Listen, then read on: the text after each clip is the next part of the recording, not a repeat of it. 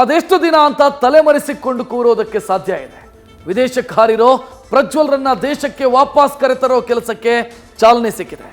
ಪ್ರಜ್ವಲ್ಗೆ ಈಗಾಗಲೇ ವಕೀಲರು ಸಲಹೆ ಸಂದೇಶ ರವಾನಿಸುವ ಆಗಿದೆ. ಇತ್ತ ಕಾನೂನು ಖೆಡ್ಡ ಕೂಡ ಸಿದ್ಧವಾಗಿದೆ. ವಿದೇಶಾಂಗ ಇಲಾಖೆಯಿಂದ ಸಂಸದ ಪ್ರಜ್ವಲ್ ಅವರ ರಾಜತಾಂತ್ರಿಕ ಪಾಸ್ಪೋರ್ಟ್ ಅನ್ನ ರದ್ದು ಮಾಡೋ ಪ್ರಕ್ರಿಯೆಗೆ ಚಾಲನೆ ಸಿಕ್ಕಿದೆ.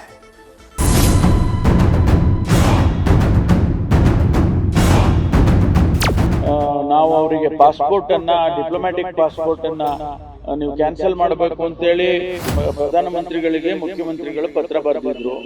ಅದಕ್ಕೂ ಏನು ನಮ್ಗೆ ರೆಸ್ಪಾನ್ಸ್ ಬಂದಿಲ್ಲ.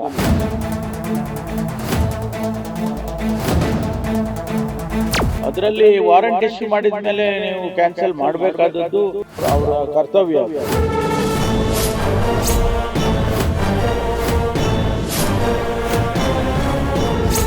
ವಿದೇಶದಲ್ಲಿ ಸಂಸದ ಪ್ರಜ್ವಲ್ ಪರದೇಶಿಯಾಗಿದ್ದಾರೆ.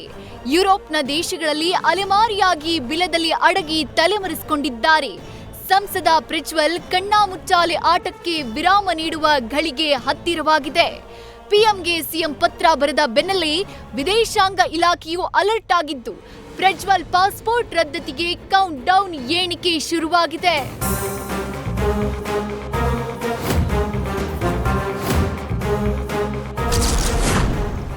ಅರೆಸ್ಟ್ ವಾರೆಂಟ್ ಸಮೇತ ಪತ್ರ ಬರೆದ ಎಸ್ಐಟಿ. ಪ್ರಜ್ವಲ್ ಪಾಸ್ಪೋರ್ಟ್ ರದ್ದತಿ ಪ್ರಕ್ರಿಯೆ ಆರಂಭ. ಲೈಂಗಿಕ ಹಗರಣದ ಬಳಿಕ ಜಾಗ ಖಾಲಿ ಮಾಡಿರುವ ಪ್ರಜ್ವಲ್ ವಿದೇಶಕ್ಕೆ ಹಾರಿ ಬರೋಬ್ಬರಿ 28 ದಿನಗಳೇ ಕಳೆದವು.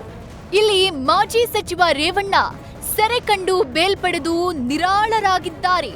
ಆದ್ರೆ ರೇವಣ್ಣನಿಗೆ ಮಗನದ್ದೇ ಚಿಂತೆ. ಪ್ರಜ್ವಲ್ ಪಾಸ್ಪೋರ್ಟ್ ರದ್ದು ಮಾಡುವ ಪ್ರಕ್ರಿಯೆ ಆರಂಭ ಆಗಿದೆ. ಸದ್ಯ ಪ್ರಜ್ವಲ್ ಕರೆತರಲು ನಡೆಸ್ತಾ ಇರುವ ಯತ್ನಗಳಿಂದ ಮತ್ತಷ್ಟು ಆಘಾತ ಎದುರಾಗಿದೆ. ವಿದೇಶಾಂಗ ಇಲಾಖೆಗೆ ರಾಜ್ಯ ಗೃಹ ಇಲಾಖೆ ಮೂಲಕ ಎಸ್ಐಟಿ ಪತ್ರ ರವಾನಿಸಿದೆ. ಈ ಹಿಂದೆ ಸಿಎಂ ಪತ್ರ ಬರೆದಿದ್ದಾಗ ಕೋರ್ಟ್ ಆದೇಶ ಬೇಕು ಅಂತ ಕೇಂದ್ರ ಗೃಹ ಇಲಾಖೆ ಹೇಳಿತ್ತು. ಈ ಹಿನ್ನೆಲೆ ನ್ಯಾಯಾಲಯದಿಂದ ಅರೆಸ್ಟ್ ವಾರೆಂಟ್ ಪಡೆದು ಪುನಃ ಪತ್ರ ಬರೆಯಲಾಗಿದೆ. ಈ ಬೆನ್ನಲ್ಲೇ ಪ್ರಜ್ವಲ್ ರಾಜತಾಂತ್ರಿಕ ಪಾಸ್ಪೋರ್ಟ್ ರದ್ದಾಗುವ ಸಾಧ್ಯತೆ ಇದೆ. ಪಾಸ್ಪೋರ್ಟ್ ಒಂದ್ ವೇಳೆ ರದ್ದಾದ್ರೆ ಪ್ರಜ್ವಲ್ಗೆ ತೀವ್ರ ಸಂಕಷ್ಟ ಎದುರಾಗಲಿದೆ. ಅಂದಹಾಗೆ ಹಸ್ತಾಂತರ ಪ್ರಕ್ರಿಯೆ ಹಾಗೂ ಗಡಿಪಾರು ಪ್ರಕ್ರಿಯೆ, ಈ ಎರಡೂ ವಿಧಾನಗಳಲ್ಲಿ ಪ್ರಜ್ವಲ್ ರೇವಣ್ಣನನ್ನ ಕರೆತರಲು ಅವಕಾಶ ಇದೆ. ವಿದೇಶಾಂಗ ಇಲಾಖೆ ಅಡಿಯಲ್ಲಿ ಈ ಪಾಸ್ಪೋರ್ಟ್ ಅಥಾರಿಟಿ ಆಫ್ ಇಂಡಿಯಾ ಕಾರ್ಯನಿರ್ವಹಿಸುತ್ತೆ. ರಾಜ್ಯದಿಂದ ಬಂದ ಪತ್ರದ ದೃಢೀಕರಣಕ್ಕಾಗಿ ಕೇಂದ್ರ ಗೃಹ ಇಲಾಖೆಗೆ ರವಾನೆ ಮಾಡಲಾಗುತ್ತೆ. ಬಳಿಕ ಕೇಂದ್ರ ಗೃಹ ಇಲಾಖೆ ಈ ಪತ್ರವನ್ನ ಪರಿಶೀಲನೆ ನಡೆಸಿ ಸಮ್ಮತಿ ಸೂಚಿಸಬೇಕು.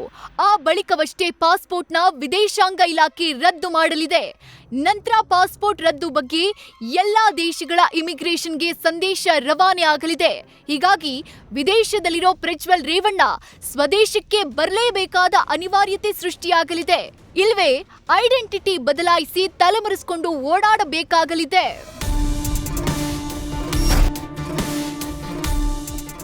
ನಿನ್ನೆಯಷ್ಟೇ ಈ ಬಗ್ಗೆ ಮಾತನಾಡಿದ್ದ ಪರಮೇಶ್ವರ್ ಕೇಂದ್ರ ಅಸಹಕಾರ ತೋರ್ತಿದೆ ಅಂತ ಆರೋಪಿಸಿದ್ರು.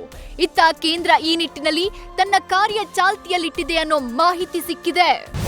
ಕಾನೂನಿನ ಚೌಕಟ್ಟಿನಲ್ಲಿ ಕೇಂದ್ರ ಸರ್ಕಾರ ಕೂಡ ನಮಗೆ ಸಹಾಯ ಮಾಡಬೇಕು. ಏನು ನಾವು ಅವರಿಗೆ ಪಾಸ್ಪೋರ್ಟ್ ಅನ್ನ ಡಿಪ್ಲೊಮ್ಯಾಟಿಕ್ ಪಾಸ್ಪೋರ್ಟ್ ಅನ್ನ ನೀವು ಕ್ಯಾನ್ಸಲ್ ಮಾಡಬೇಕು ಅಂತೇಳಿ ಪ್ರಧಾನಮಂತ್ರಿಗಳಿಗೆ ಮುಖ್ಯಮಂತ್ರಿಗಳು ಪತ್ರ ಬರೆದಿದ್ರು. ಅದಕ್ಕೂ ಏನು ನಮಗೆ ರೆಸ್ಪಾನ್ಸ್ ಬಂದಿಲ್ಲ. ಆದರೆ ಈಗ ವಾರಂಟ್ ಇಶ್ಯೂ ಮಾಡಿದ್ದಾರೆ, ಕೋರ್ಟಿಂದ ವಾರಂಟ್ ಇಶ್ಯೂ ಆಗಿದೆ. ಅದನ್ನು ಕೂಡ ತಿಳಿಸಿದ್ದಾರೆ. ಈಗಾಗಲೇ SITನವ್ರಿಗೆ ಪತ್ರ ಬರೆದಿದ್ದಾರೆ. ಅದು ಅಫಿಷಿಯಲ್ ಚಾನಲ್ಲು. ಅದರಲ್ಲಿ ವಾರಂಟ್ ಇಶ್ಯೂ ಮಾಡಿದ ಮೇಲೆ ನೀವು ಕ್ಯಾನ್ಸಲ್ ಮಾಡಬೇಕಾದದ್ದು ಅವರ ಕರ್ತವ್ಯ. ಅದು